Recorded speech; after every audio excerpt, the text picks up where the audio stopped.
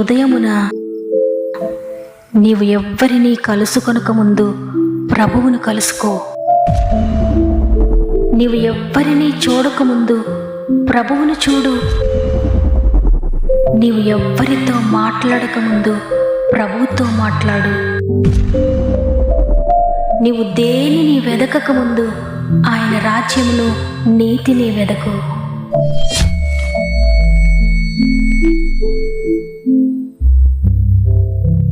Praise the lord. ఈ ఉదయకాలమున God first అనే వాగ్దాన కార్యక్రమానికి మరి ఒక్కసారి మిమ్మల్ని అందరినీ హృదయపూర్వకంగా ఆహ్వానిస్తూ ప్రభువును రక్షకుడైన యేసుక్రీస్తు వారి అతి శ్రేష్టమైన నామములో మీ అందరికీ నా యొక్క ప్రత్యేకమైన శుభములు తెలియజేస్తున్నాను. ఎలా ఉన్నారు ప్రియ దేవుని బిడ్డలారా? ఉదయాన బాగున్నారని, మీరంతా బాగుండాలని ఆశించి మీ అందరి కొరకు ప్రార్థిస్తున్నాను. దేవుని బిడ్డలారా, ఈ లోకంలో ఎవ్వరు మనతో మాట్లాడినా ఆ సంతృప్తి, ఆ ధైర్యము రాదు. కానీ దేవునితో మనం మాట్లాడి, మనతో దేవుడు మాట్లాడితేనే గొప్ప ధైర్యాన్ని పొందుకుంటాం. ఆయన చిత్తాన్ని, ఆయన ప్రణాళికలు మనం తెలుసుకోగలుగుతాం. కాబట్టి ప్రతిరోజు మొట్టమొదటి కొద్ది సమయం ప్రభువుకి ఇవ్వండి. ఆయనతో మాట్లాడండి, ఆయన మాటలు వినండి. దేవునితో మీ దినమును ప్రారంభించండి. తప్పకుండా దేవుని సహాయాన్ని, ఆయన కృపను పొందుకుంటారు. అమ్మ, మీరు మాతోనే మాట్లాడుతున్నారు. ప్రతిరోజు మేము ఏ ఆశతో ఉన్నామో దానినే దేవుడు మీ ద్వారా మాతో మాట్లాడుతున్నారు. మేము ఎంతగానో మీ మాటల ద్వారా బలపరచబడుతున్నామని చాలామంది ఫోన్ కాల్స్ ద్వారా తెలియజేస్తున్నారు, మెసేజెస్ ద్వారా తెలియజేస్తున్నారు. అందుని బట్టి నేను ఎంతగానో దేవుని స్తుతిస్తూ ఉన్నాను. ఎందుకంటే ఇవి నా మాటలు కాదు, దేవుని మాటలు. పరిశుద్ధాత్మ బోధకుడు, నిజమైన బోధకుడు మనతో మాట్లాడుతున్నారు. దేవుని మాట పట్టుకోండి, విశ్వాసంతో ప్రార్థించండి, విజయాన్ని పొందుకోబోతున్నారు. సమస్త మహిమ, ఘనత, ప్రభావములు దేవునికే చెల్లును గాక. ఈరోజు దేవుడు మనతో మాట్లాడుతున్న మాట మీకా గ్రంథము 7వ అధ్యాయము 19వ వచనము. ఆయన మరలా మన యందు జాలిపడును, మన దోషములను అణచివేయును, వారి పాపములన్నిటినీ సముద్రపు అగాధములలో నీవు పడవేతువు. ఆమెన్. ఈరోజు ఈ మాటలు వింటున్న ప్రియ దేవుని బిడ్డలారా, మీ పరిస్థితులు ఏమై ఉన్నా, మీ జీవితం ఏ విధంగా ఉన్నా ప్రభు తెలియజేస్తున్నారు, మరలా నేను మీ యందు జాలిపడుతున్నానని. మరలా అనే మాట ఎంతో కృప కలిగిన మాట. ఆయన మరలా మన యందు జాలిపడుతున్నాడంట. ఎందుకంటే మనం ఇంకా దేవునికి దూరంగానే జీవిస్తున్నాం, ఇంకా దేవుని గాయపరిచే వారంగానే ఉన్నాం, ఇంకా ఆయన మాట వినకుండా, ఇంకా ఆయన చిత్తాన్ని పాటించకుండా మన ఇష్ట ప్రకారంగానే జీవిస్తూ ఉన్నాం. అయినా ప్రభు ఈరోజు మాట్లాడుతున్నారు, మరలా నేను మీ యందు జాలిపడుతున్నాను, మీ దోషములన్నిటినీ క్షమిస్తున్నాను. క్షమించడమే కాదు, సముద్ర అగాధములు నేను పడవేస్తాను మీ దోషములని సృష్టికర్తైన దేవుడు ఈరోజు మనతో మాట్లాడుతున్నారు. చూడండి, ఒక చిన్న బిడ్డ ఏదైనా పాడు చేసినప్పుడు, ఏదైనా నష్టపరిచినప్పుడు తండ్రి తను కొడతాడేమో, నేను తప్పు చేశాను అని భయపడుతూ తన ముఖాన్ని జాలిగా పెట్టుకొని అపరాధ భావంతో చూస్తూ ఉంటాడు. అంత విలువైన వస్తువు పాడైపోయిందని తండ్రికి ఎంతగానో కోపం వస్తుంది. వెంటనే కుమారుని కొట్టడానికి వస్తాడు దగ్గరికి. అయితే కుమారుడు జాలిగా తండ్రి వంక చూస్తున్నప్పుడు అపరాధ భావంతో, గిల్ట్తో, అయ్యో నేను పాడు చేశాను అని ఏడుస్తున్నట్లుగా జాలిగా తండ్రి వంక చూస్తున్నప్పుడు కొట్టడానికి వచ్చిన తండ్రి ఆ జాలి మొక్కను చూసి కొట్టకుండా, సరే ఇంకెప్పుడు చేయొద్దు అని అపరాధ భావంతో భయపడుతూ నా బిడ్డను మరలా జాలిపడి ఎత్తుకుంటాడు. అదేవిధంగా కన్న తండ్రి మన ఎందుకు కూడా మరలా జాలిపడుతున్నాడంట. అయితే ఆయన ఎప్పుడు జాలిపడతాడంటే ఆయనకు విరోధంగా మాట్లాడినప్పుడు, ఆయనకు విరోధంగా తప్పు చేసినప్పుడు, తండ్రి నేను పాపిని, నేను దోషిని అని గిల్ట్తో తలదించుకొని తల ఎత్తడానికి కూడా ధైర్యం చాలక పశ్చాత్తాప హృదయంతో ఎవరైతే ఉంటారో వారు ఎంత దేవునికి దూరంగా ఉన్నా మరలా వారి ఎందుకు జాలిపడతాడంట దేవుడు. మరలా వారి దోషములు అణచివేస్తాడంట. సముద్ర అగాధములు వారి దోషాలను పడవేస్తాడు.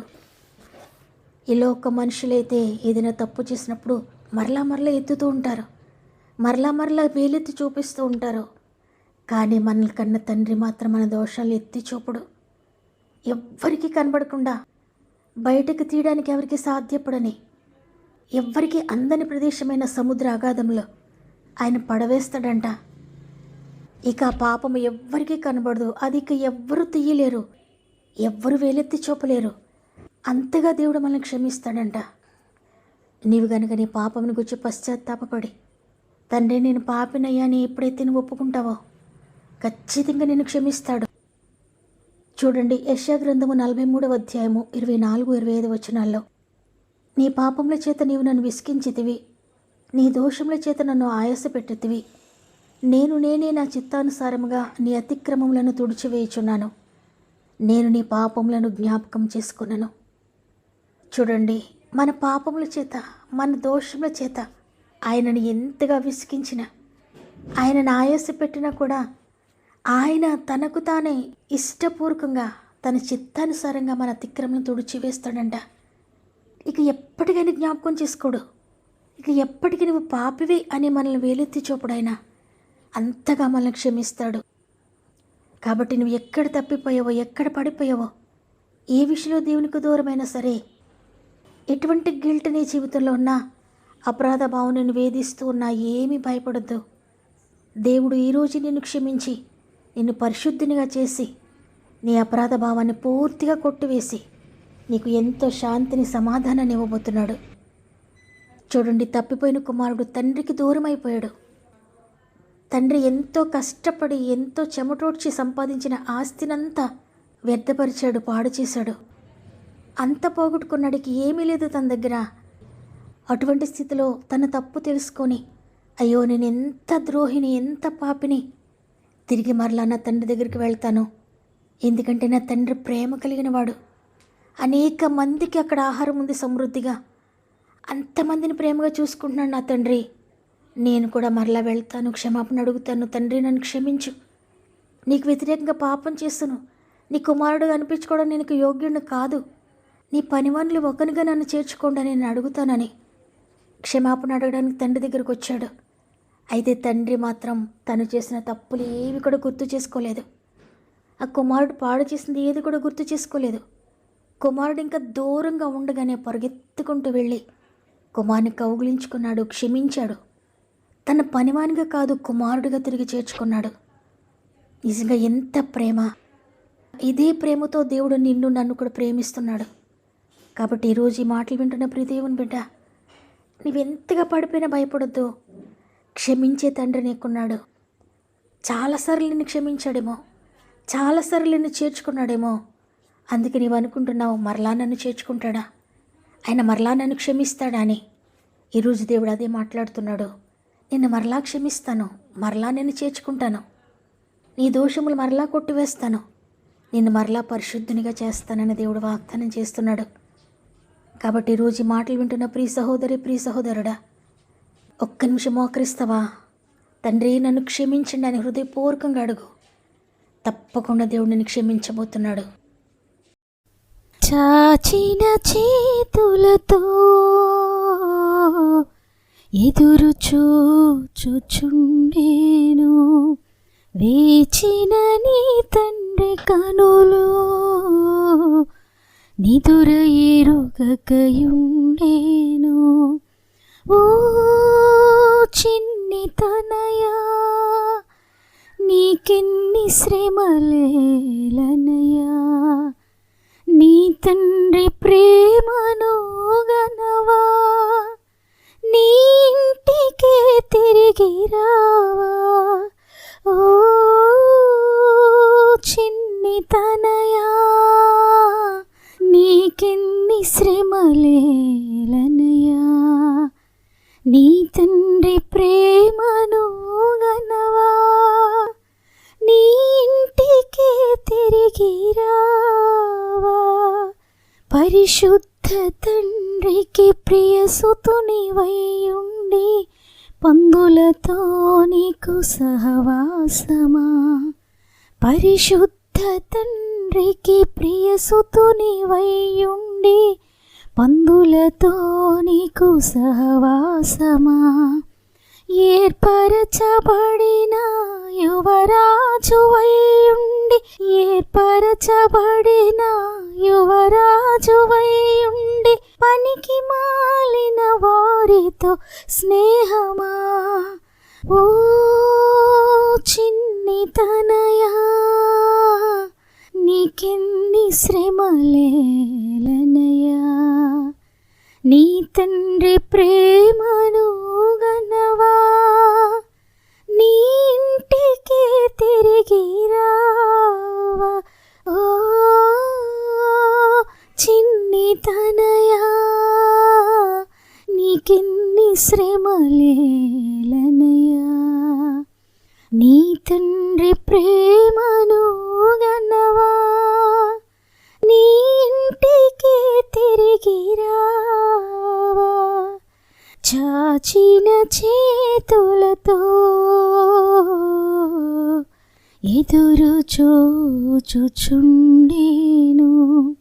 వేచిన నీ తండ్రి కనులు నిదుర ఎరుగకయుండేను. ప్రేమగల తండ్రి, నీకు వందనాలు. నీ కృపచేత మరొక దినాన్ని మాకు అనుగ్రహించి ఈరోజు మమ్మల్ని సజీవులుగా నిలువబెట్టి నేనున్నాను, నేను క్షమిస్తాను, మీ దోషంలోకి ఎప్పటికీ జ్ఞాపకం చేసుకోనను, మరలా నేను మిమ్మల్ని క్షమిస్తున్నాను, భయపడకండి, మీరు మరలా పడిపోయారా, తిరిగి నా దగ్గరికి రండి, నేను చేర్చుకుంటానని వాగ్దానం చేశారు. ఇంత ప్రేమ కలిగిన ప్రభు, ఇంత కృప కలిగిన ప్రభు, ఇంత జాలి కలిగిన ప్రభు, ఇంత జాలి కలిగిన ప్రభు మీరు మాకు తోడుగా ఉండగా మేము ఇక దేనికి భయపడాలయా? ఈ లోకంలో ఎవ్వరు మమ్మల్ని విడిచిపెట్టినా, ఎవ్వరు మా పాపమును బట్టి త్రోసివేసినా, ఎవ్వరు మా పాపమును బట్టి మమ్మల్ని అసహించుకుంటూ ఉన్నా, నువ్వు పాపివి అని వేలెత్తి చూపిస్తూ ఉన్నా, నీవు ఈ దోషం చేసావు కదా, నీవంటే నాకు ఇష్టం లేదంటూ ఉన్నా, వెలివేసినా త్రోసివేసినా కాదన్నా, మీరు మాత్రం కాదనరయ్యా, మీరు మాత్రం త్రోసివేయరయ్యా, మీరు మరలా జాలి పడుతానని ఈరోజు వాగ్దానం చేశారు. పరిశుద్ధాత్ముడా, ఎంతమంది ఇటువంటి గిల్ట్తో ఉన్నారో, ఎంతమంది వెలివేయబడిన స్థితిలో ఉన్నారో, ఎంతమంది త్రోసివేయబడిన స్థితిలో ఉన్నారో, ప్రతి ఒక్కరిని మీరు చేర్చుకుంటున్నందుకు, ప్రతి జీవితంలో మీరు మరలా సంతోషాన్ని, మరలా సమాధానాన్ని, మరలా పరిశుద్ధతను, మరలా నీతిని, మరలా నెమ్మదిని దయచేస్తున్నందుకు వందనాలు తండ్రి. మరలా నీ నిత్య రాజ్యంలో చోటునిస్తున్నందుకు వందనాలయ్యా. ఈరోజు వాగ్దానం నేను ప్రతి ఒక్కరిని కూడా మీరు క్షమించినందుకు వందనాలు. ప్రాముఖ్యంగా తండ్రి, ఎంతమంది అయితే వారి ప్రార్థన అవసరాలు తెలియజేస్తున్నారో ప్రతి ఒక్కొక్కరిని కూడా నీ గాయపడిన చేతులకు అప్పగించుకుంటున్నా. వారు ఏ సమస్యతో నీ దగ్గరికి వస్తున్నారు, వారు ఏ గిల్ట్తో నీ దగ్గరికి వస్తున్నారు, ఏ అనారోగ్యంతో నీ దగ్గరికి వస్తున్నారు, ఏ అప్పుల భారంతో నీ దగ్గరికి వస్తున్నారు, ఏ బంధకాలతో నీ దగ్గరికి వస్తున్నారో, ఏ అశాంతితో అసమాధానంతో నీ దగ్గరికి వస్తున్నారో, ఏ భయముతో ఏ బెంగతో నీ దగ్గరికి వస్తున్నారో, దేనితో నీ దగ్గరికి వస్తున్నా మరలా మీరు క్షమిస్తున్నందుకు, మరలా అద్భుతం చేస్తున్నందుకు వందనాలు చెల్లించుకుంటూ ఈ దినం ప్రారంభిస్తూ ఉండగా రోజంతా ఆత్మీయ కుటుంబం అంతటికి తోడండి నడిపిస్తారని యేసయ్య పరిశుద్ధమైన నామములో అడిగి వేడుకుంటున్నాను తండ్రి, ఆమెన్. ఈరోజు వాగ్దానం విన్న ప్రియ చెల్లి, ప్రియ తమ్ముడు, ప్రియ అక్క, అన్న, ఏ గిల్ట్తో ఉన్నా భయపడకండి, మరలా ప్రభు దగ్గరికి రండి, మరలా ఆయన నేను క్షమించి చేర్చుకుంటాడు. వాగ్దానం నా కొరికే దేవుడు నాతో మాట్లాడాడని వారందరూ కూడా ఆమెను కామెంట్ చేయండి, లైక్ చేయడం, షేర్ చేయడం మర్చిపోకండి. దేవుని చిత్తమైతే తిరిగి రేపు అందరం కలిసి ఆయనను స్తుతిందాం. అంతవరకు ప్రభు మీకు, మీ కుటుంబాలకు తోడేండి నడిపించునుగాక.